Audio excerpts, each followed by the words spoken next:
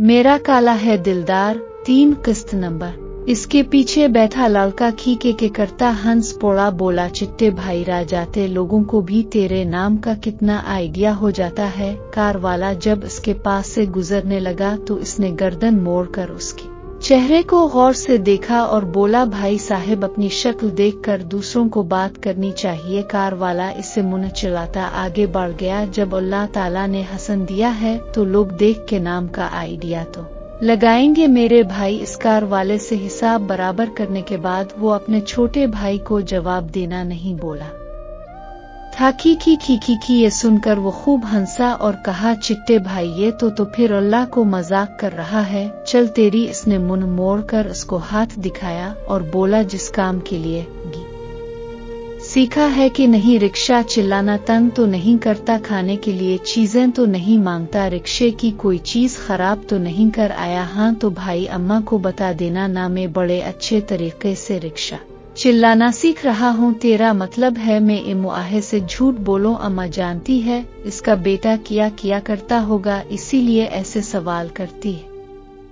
एक खाने वाले डिब्बे के पास इसने रिक्शा रोकते हुए कहा, चल दोपहर का खाना खा लें, बहुत भूख लगी है, जल्दी से बता किया खाएगा। इसने मेज के करीब पड़ी कुर्सी खींचकर बैठते हुए पूछा, मैं तुक्के और कबाब खाऊंगा। इसने मासूम सा चेहरा बनाकर फरमाइश की। भैंगा सा इसे देखकर वो मुस्कुराया, इसके लिए तुक्के कबाब और ना अपने लिए दाल रोटी का ऑर्डर दे दिया। चिट्टे भाई सच में बड़ा मजा आ रहा है खाना खाने का, तो भी ये वाला खाना खा के देख। नान और कबाब का नवाला बनाकर मुंह में डालते हुए इसने कहा और प्लेट इसकी तरफ बढ़ा दी। चल मुझे कोई शौक नहीं है तेरे जैसा चस्कोला बनने का, तो अपना खा, मैं अपना खाता हूँ। खाने का बिल देने के बाद वो दोबारा सवारियों की तलाश के लिए रिक्शा अड्डे पर पहुँच गया। चिट्टे के रिक्शे के आगे 2 रिक्शे लगे थे। पहले वो दोनों रिक्शों ने सवारियां लेकर जानी थी, फिर उसकी बारी आनी थी। उसका छोटा भाई छलांग लगाकर रिक्शे की अगली सीट पर बैठ गया। चिट्टा भी अगली सीट पर टांगे फैलाए आराम की गरज से लेटा था। छोटा भाई जिसका नाम सुल्तान था, वो इसके बालों में उंगलियां फेरने लगा, गोया मालिश कर रहा हो। वो बोला, वैसे चिट्टे भाई जब तुम्हें कोई काला कलविटा कहकर बुलाता है तो यकीन मानो मुझे बड़ा दुख होता है, गुस्सा आता है, दिल करता है इस बंदे का जाके मुंह तोड़ दूं। आज इस कार वाले पर मुझे बहुत गुस्सा आया था।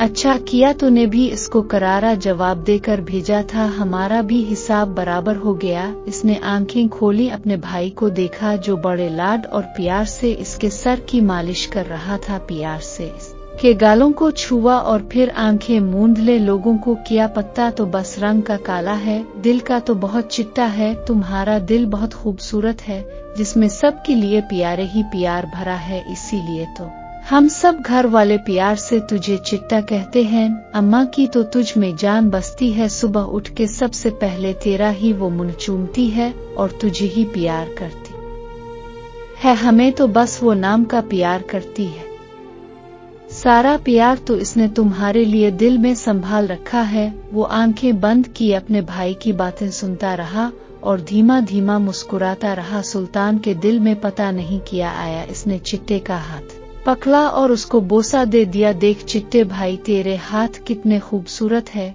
जिनसे तो हम सब, वो तो सिर्फ तुम्हारी हथेली का पिछला हिस्सा देखते हैं जो काला है। हाथ की हथेली सफेद तो उनको नजर ही नहीं आती, जो तुझे काला कलविटा कहते हैं वो भी तेरा बस चेहरा ही देखते हैं, उनको तेरा दिल तो नजर ही नहीं आता। सुल्तान अपने भाई का दोबारा हाथ चूमना चाह रहा था, मगर चिट्टे ने महसूस कर लिया और अपना हाथ उसके हाथों से खींचकर इसे अपने करीब करके अपने सीने से लगा लिया। अब वो इसके बालों को प्यार से सहलाने लगा और बोला, क्या बात है, आज अपने भाई पर बड़ा प्यार आ रहा है, कोई चीज चाहिए, कोई फरमाइश करनी है?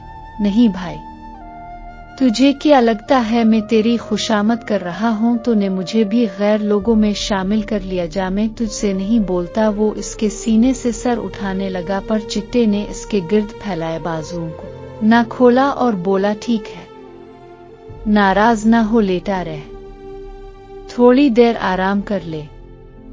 पता नहीं हमारे रिक्शे की बारी कितनी देर में आएगी, तब तक आराम कर। तो भी सुबह का मेरे साथ उठा और जाग रहा है। सुल्तान ने भी सीने पर सर रखे आंखें मूंद लें, जैसे छोटे बच्चे को माँ की गोद सोने के लिए मिल गई हो। दोनों भाई इसी तरह लेटे लेटे नींद की आगोश में चले गए। सुल्तान और चिट्टे की उम्र में तकरीबन 10 साल का फर्क था। सुल्तान ने 10वीं के बोर्ड के पेपर देने से इनकार कर दिया और घर वालों से कहा कि मैं अब आगे नहीं पढ़ूंगा। जब पढ़ के भी रिक्शा चिल्लाना है तो मैं अभी से रिक्शा चिल्लाना सीख लेता हूँ। पढ़ाई में अपना वक्त क्यों जाया करूं? सबने इसे बहुत समझाया। माने तो 100 गालियां दें कि जिद छोड़ दे, आगे पढ़ ले, पढ़ लिख के कोई अफसर बन जा, तेरी माँ की हसरत पूरी हो जाएगी। मगर वो हमेशा ये कहकर ही इनकार कर देता, चिट्टा भाई पढ़ लिख के कौन सा कोई अफसर बन गया है, इसे तो कहीं कोई नौकरी नहीं मिली।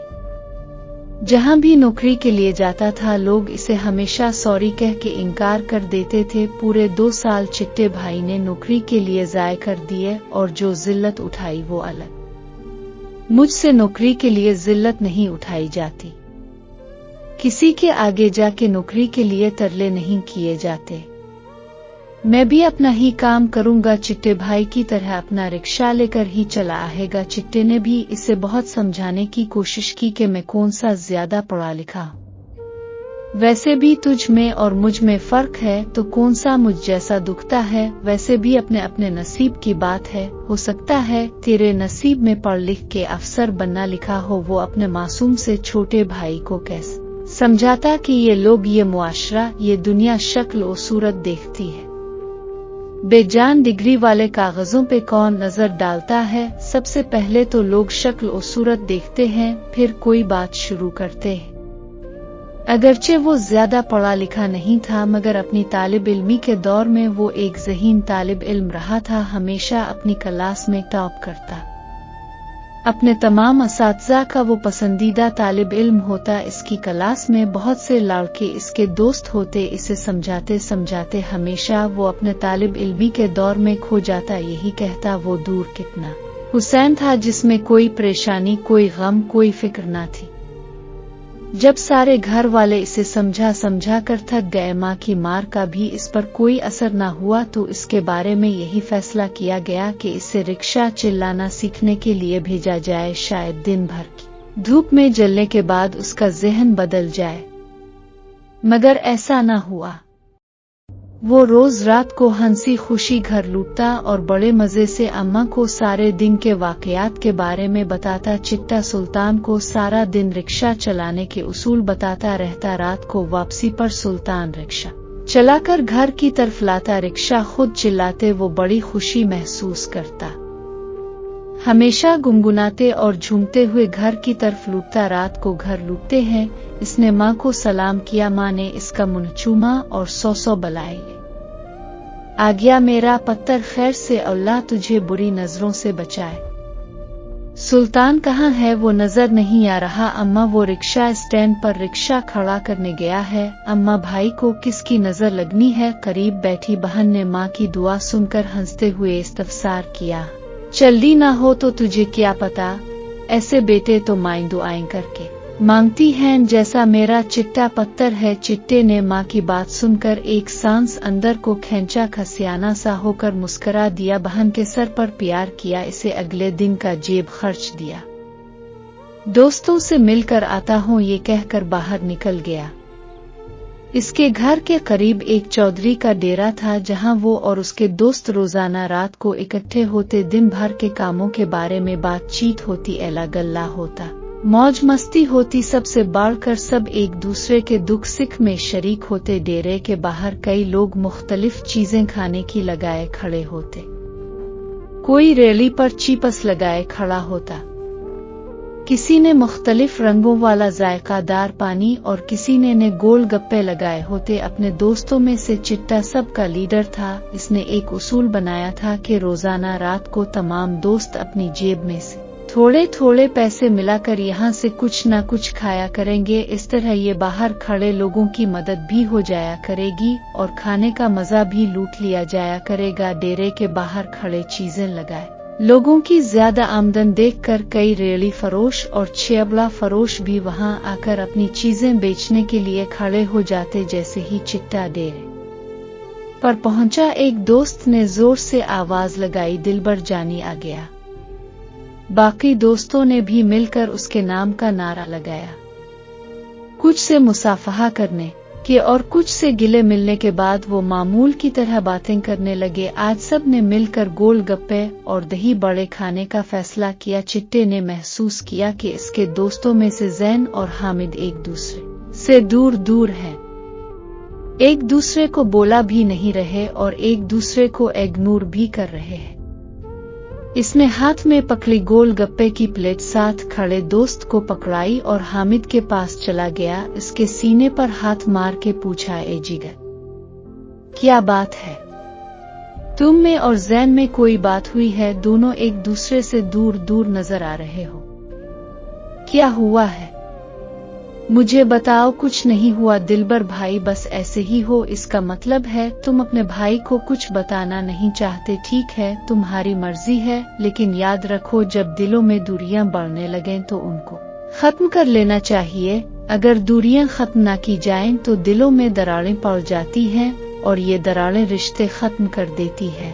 इसे समझाकर वो अपने गोलगप्पे की प्लेट की तरफ वापस लौटने लगा। हामिद ने पीछे से आवाज दी, दिलबर भाई। वो इसकी जानिब लूटा तो इसने बताना शुरू किया कि हुआ कुछ यूं था, मैं मोबाइल में मैसेज चीट में मसरूफ था। जैन बार बार मुझसे मोबाइल लेने की कोशिश कर रहा था कि चेक करे मैं किससे बात कर रहा हूँ। मैं इसे बार बार यही कह रहा था, तंग मत करो, मेरा पर्सनल है, मगर वो बाज नहीं आया और दोबारा से मुझसे मोबाइल पकड़कर मैसेज पढ़ने की कोशिश करने लगा। मुझे इसकी इस हरकत पर गुस्सा आया तो गुस्से में मेरा इस पर हाथ उठ गया। बस इसी वजह से वो मुझसे नाराज है।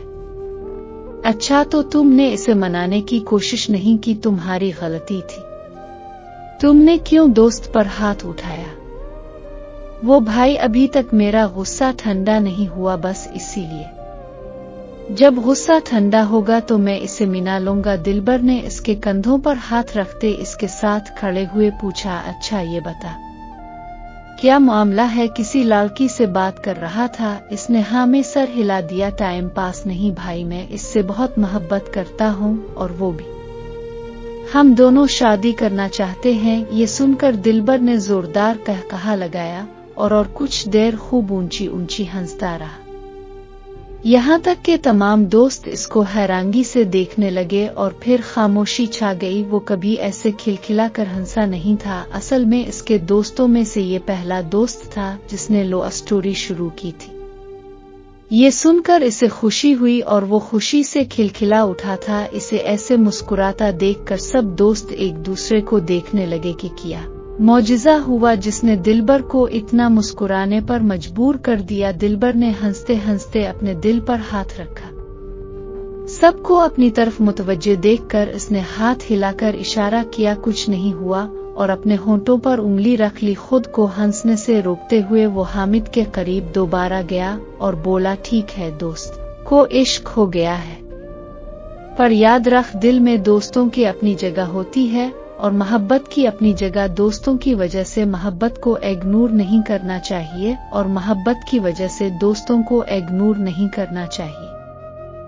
हर रिश्ते का दिल में मकाम अलग अलग होता है, इसलिए हर रिश्ते को अहमियत देकर हर रिश्ता निभाने की कोशिश करनी चाहिए। जब नए रिश्ते बनने से पुराने रिश्ते खोखले होने लगें तो फिर नए रिश्ते भी जल्द खत्म हो जाते हैं, क्योंकि जब दिल में ज्यादा रिश्तों को निभाने की सलाहियत नहीं होती तो हर नया रिश्ता बनने पर दिल पुराने रिश्तों को इग्नोर कर देता है। बहन भाई, माँ बाप, दोस्त, कारोबार और किसी भी सिलसिले में कोई न कोई नया रिश्ता जरूर दिल में बन जाता है।